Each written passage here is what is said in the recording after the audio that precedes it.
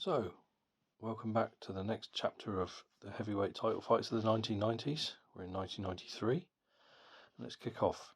February the 6th, 1993, Riddick Bowe would defend his WBA and IBF heavyweight titles against Michael Dokes. Now, Michael Dokes was a former world heavyweight champion between 1982 and 1983. By this point, he was 35 years old.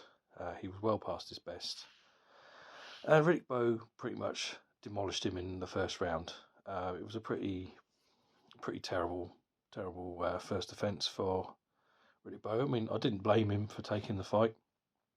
You know, he'd had that hard fight with Holyfield in November to take the titles. Obviously, he'd thrown away the WBC, which Lennox Lewis got, and he ended up.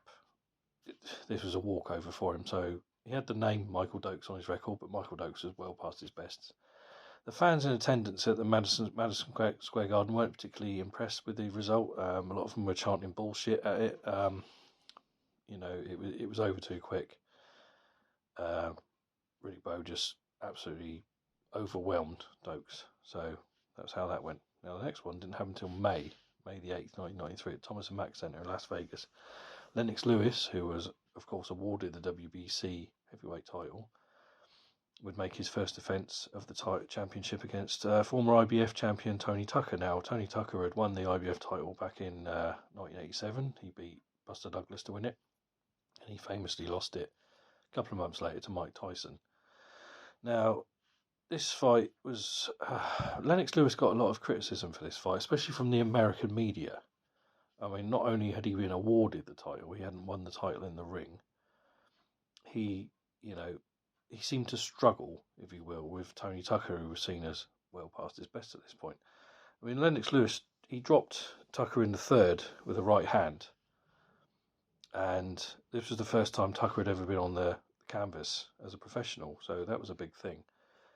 Lewis did fight back quite well in this fight at times, but overall, Lewis dominated the fight.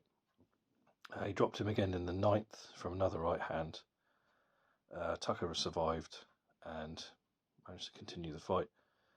Lennox Lewis, he won a shutout. I think the scores were 118, 111, 117, 111, 116, 112. This was a pretty standard first offence for Lennox Lewis for the WBC title, but a lot of the Americans, especially not Harold Lenneman,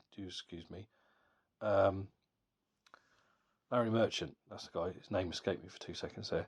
He was really scathing on Lennox Lewis. He didn't give Lennox Lewis any credit in this fight at all, which was pretty sad, really. But obviously, back at that time, you've got to remember British heavyweights were viewed with quite a bit of humour, a bit of scepticism.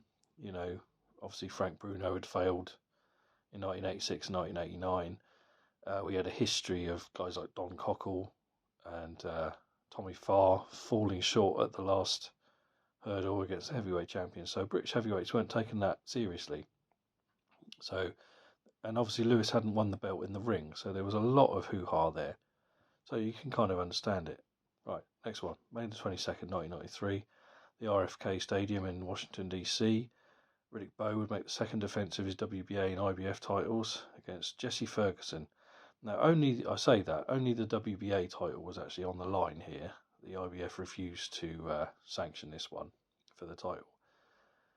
Jesse Ferguson had no business being in there. He really had no business being in this fight.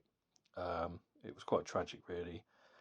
In the first round, Bowe dropped Ferguson with a left hook. Ferguson did survive until the second round, and Bowe finished him with an 8-punch combo, which was punctuated by a right hand, and that was it for Jesse Ferguson. Again, the boxing world wasn't very impressed by Riddick Bowe with this one. Yeah, that was two pretty soft title defences after taking the title in a hard fight against Evander Holyfield, and he'd had two pretty soft defences. I remember watching this fight live and being very, very disappointed. I was only a young boy. I was 10 years old at the time.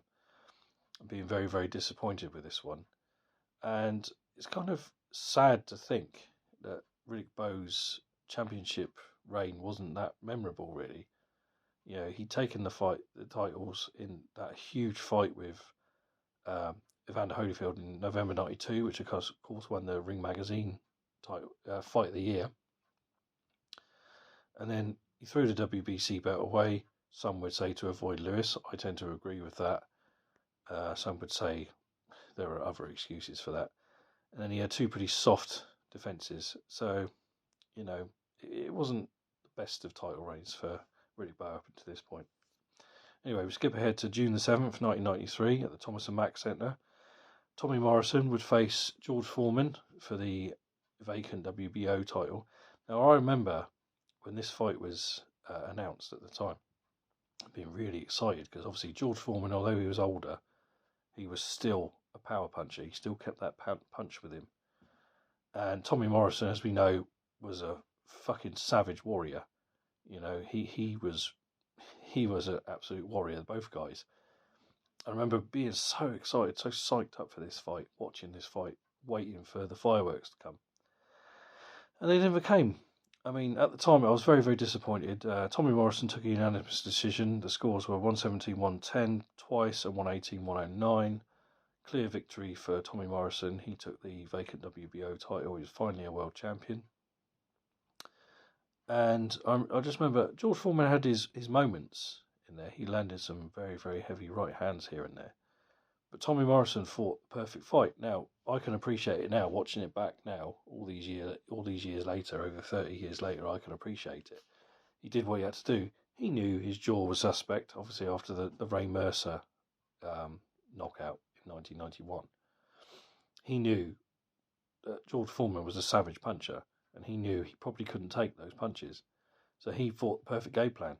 You know, in hindsight, he boxed perfectly on the back foot.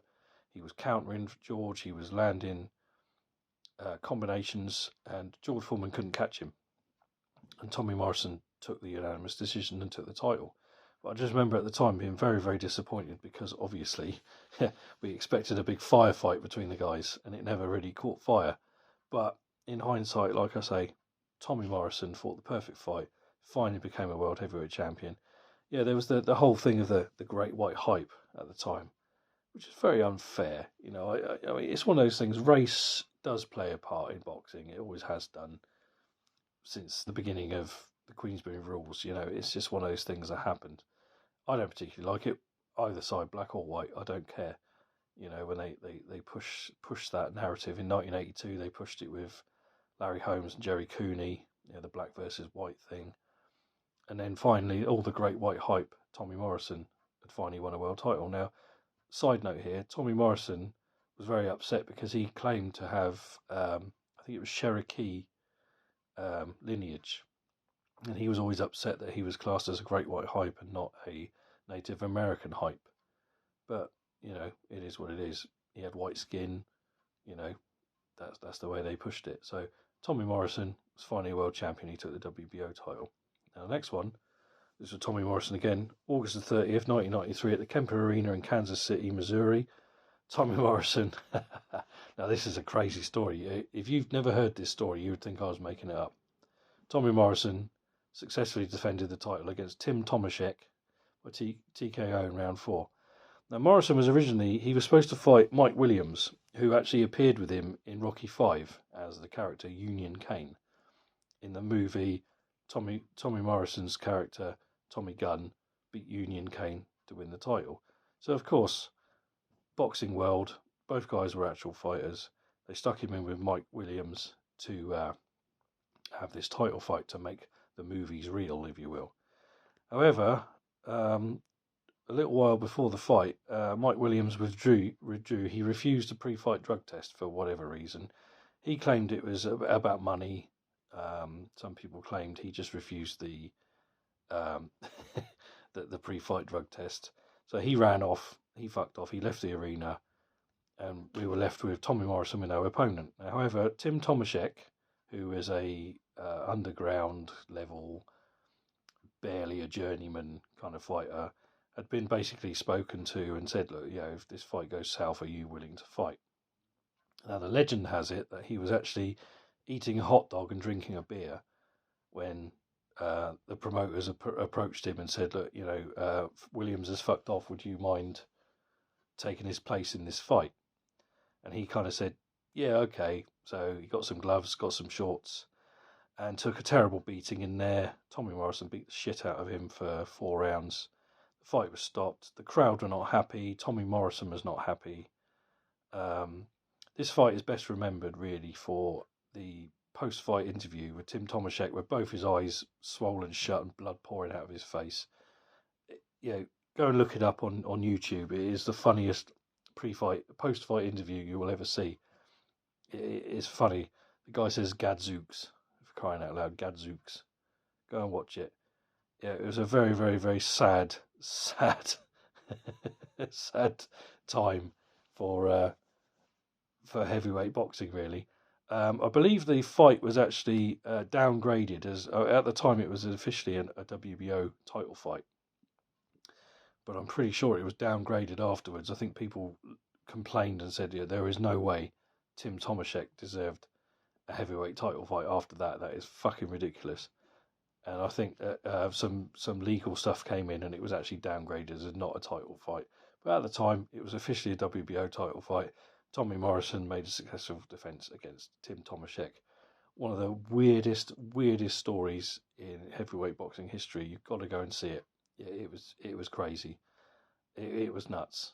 Tommy Morrison, as I say, was not happy about this. He didn't want to retain the title like that, in that fashion, against that opponent.